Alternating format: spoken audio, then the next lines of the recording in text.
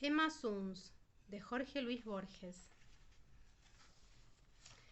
El 14 de enero de 1922, Emma Suns, al volver de la fábrica de tejidos Tarbuch y Lowenthal, halló en el fondo del zaguán una carta, fechada en el Brasil, por la que supo que su padre había muerto. La engañaron, a primera vista, el sello y el sobre.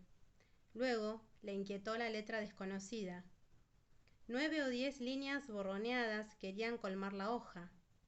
Emma leyó que el señor Mayer había ingerido por error una fuerte dosis de veronal y había fallecido el 3 del corriente en el hospital de Bajé.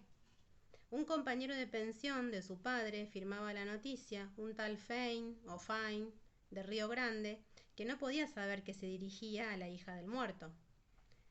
Emma dejó caer el papel. Su primera impresión fue de malestar en el vientre y en las rodillas, luego de ciega culpa, de irrealidad, de frío, de temor. Luego quiso ya estar en el día siguiente. Acto continuo, comprendió que esta voluntad era inútil, porque la muerte de su padre era lo único que había sucedido en el mundo y seguiría sucediendo sin fin. Recogió el papel y se fue a su cuarto. Furtivamente lo guardó en un cajón, como si de algún modo ya conociera los hechos ulteriores. Ya había empezado a vislumbrarlos. Tal vez ya era la que sería. En la creciente oscuridad, Emma lloró hasta el fin de aquel día el suicidio de Manuel Mayer, que en los antiguos días felices fue Manuel Suns. Recordó veraneos en una chacra cerca de Gualeguay. Trató de recordar a su madre. Recordó la casita de Lanús, que les remataron. Recordó los amarillos losanges de una ventana. Recordó el auto de prisión, el oprobio. Recordó los anónimos con el sueldo sobre el desfalco del cajero. Recordó, pero eso jamás lo olvidaba, que su padre, la última noche, le había jurado que el ladrón era Lowenthal. Aaron Lowenthal, antes gerente de la fábrica y ahora uno de los dueños. Emma, desde 1916, guardaba el secreto. A nadie se lo había revelado, ni siquiera a su mejor amiga Elsa Urstein. Quizá rehuía la profana incredulidad. Quizá creía que el secreto era un vínculo entre ella y el ausente. Lowenthal no sabía que ella sabía. Emma Suns derivaba de ese hecho ínfimo un sentimiento de poder. No durmió aquella noche y cuando la primera luz definió el rectángulo de la ventana, ya estaba perfecto su plan. Procuró que ese día, que le pareció interminable, fuera como los otros. Había en la fábrica rumores de huelga. Emma se declaró, como siempre, contra toda violencia. A las 6, concluido el trabajo, fue con Elsa a un club de mujeres que tiene gimnasio y pileta. Se inscribieron, tuvo que repetir y deletrear su nombre y su apellido, tuvo que festejar las bromas vulgares que comentan la revisación. Con Elsa y con la menor de las Kronfuss discutió a qué cinematógrafo irían el domingo a la tarde. Luego se habló de novios y nadie esperó que Emma hablara. En abril cumpliría 19 años, pero los hombres le inspiraban aún un temor casi patológico. De vuelta preparó una sopa de tapioca y unas legumbres, comió temprano, se acostó y se obligó a dormir. Así laborioso y trivial pasó el viernes 15, la víspera. El sábado la impaciencia la despertó. La impaciencia, no la inquietud, y el singular alivio de estar en aquel día, por fin. Ya no tenía que tramar y que imaginar. Dentro de algunas horas alcanzaría la simplicidad de los hechos.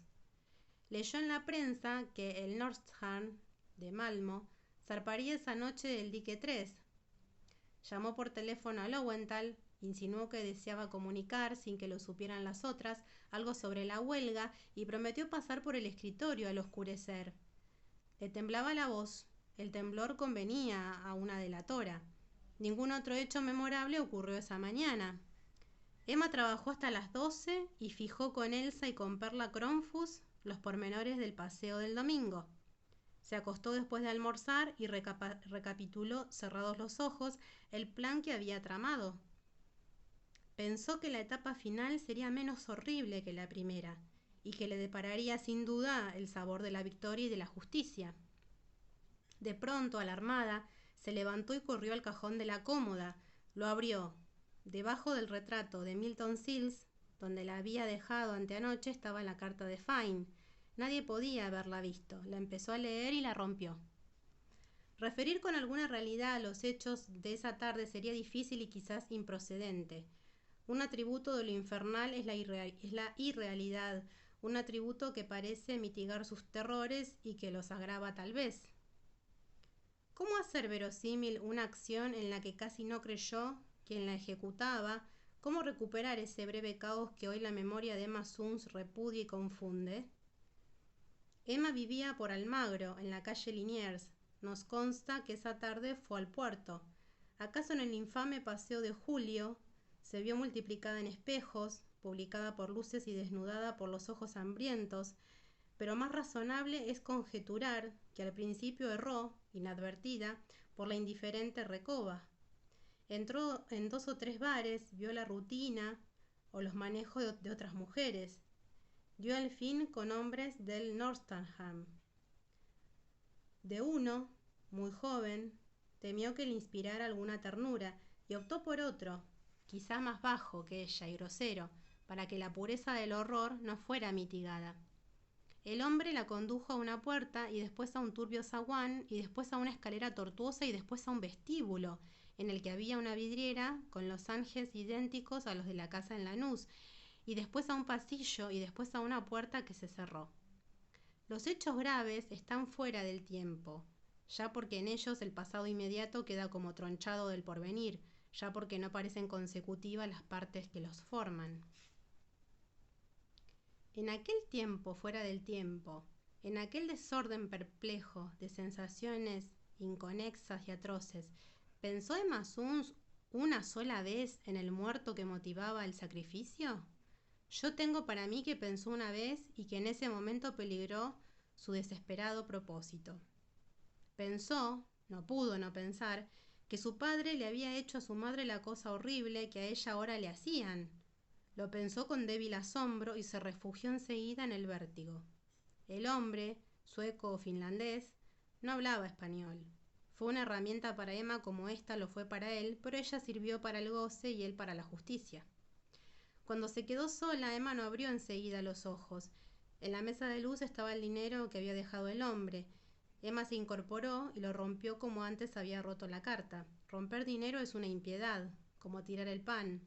Emma se arrepintió apenas lo hizo. Un acto de soberbia, y en aquel día el temor se perdió en la tristeza de su cuerpo, en el asco. El asco y la tristeza la encadenaban, pero Emma lentamente se levantó y procedió a vestirse. En el cuarto no quedaban colores vivos, el último crepúsculo se agravaba. Emma pudo salir sin que la advirtieran. En la esquina subió a un lacroce que iba al oeste. Eligió conforme a su plan el asiento más delantero para que no le vieran la cara. Quizá le confortó verificar, en el insípido trajín de las calles, que lo acaecido no había contaminado las cosas.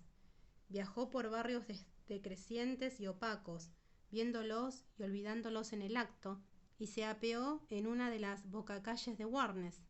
Paradójicamente su fatiga venía a ser una fuerza, pues la obligaba a concentrarse en los pormenores de la aventura y le ocultaba el fondo y el fin. Aaron Lowenthal era, para todos, un hombre serio, para sus pocos íntimos, un avaro. Vivía en los altos de la fábrica, solo. Establecido en el desmantelado arrabal, temía a los ladrones. En el patio de la fábrica había un gran perro, y en el cajón de su escritorio, nadie lo ignoraba, un revólver. Había llorado con decoro el año anterior la inesperada muerte de su mujer, una Gauss que le trajo una buena dote, pero el dinero era su verdadera pasión. Con íntimo bochorno se sabía menos apto para ganarlo que para conservarlo. Era muy religioso, creía tener con el Señor un pacto secreto que lo eximía de obrar bien, a trueque de oraciones y devociones.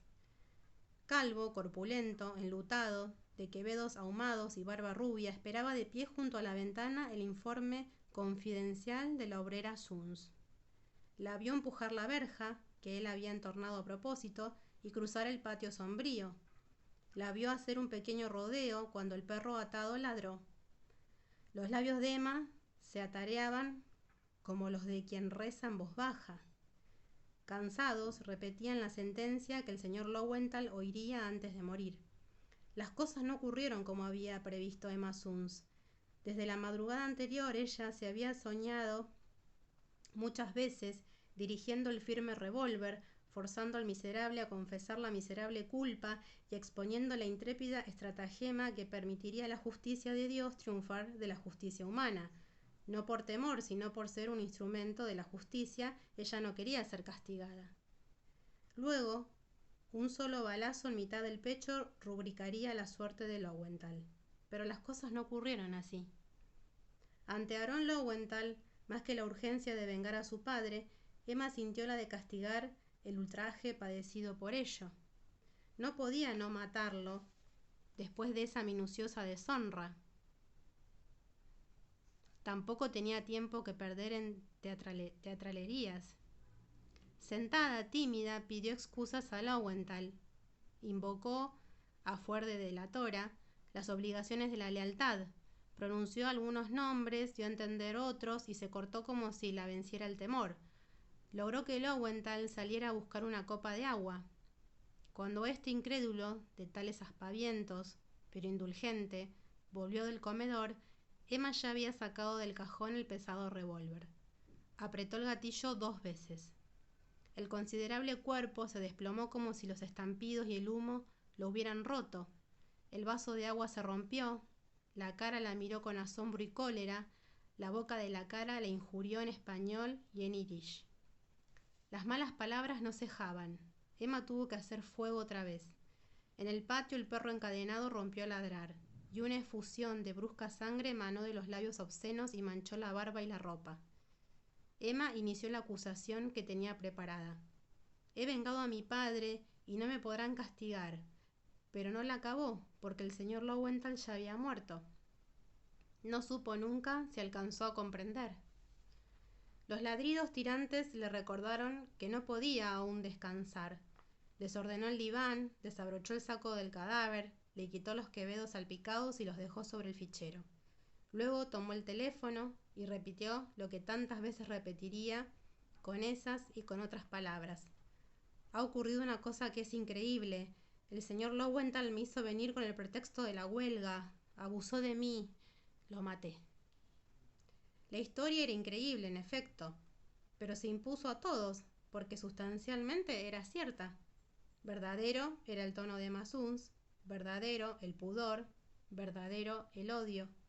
Verdadero también era el ultraje que había padecido. Solo eran falsas las circunstancias, la hora y 1 o 2 nombres propios. Fin. Bueno, admirable el cuento de Borges. Muy es corto y es conciso y es espectacular. Es devorable en todo aspecto. Uno no deja de querer seguir leyéndolo hasta el fin a ver qué pasa. Así que bueno, Borges es uno de los mejores, si no es uno de los mejores escritores argentinos, así que bueno, le tocó el turno a Borges, espero les haya gustado y bueno, acuérdense de ponerme un me gusta o algún comentario y de hacerme propaganda si pueden, así puedo seguir subiendo relatos. Algunos se van a hacer un poco más largos, otros más cortos, pero bueno, siempre con buena onda, caseros. Y bueno, los espero. Les mando un saludo enorme. Hasta la próxima, hasta el próximo relato.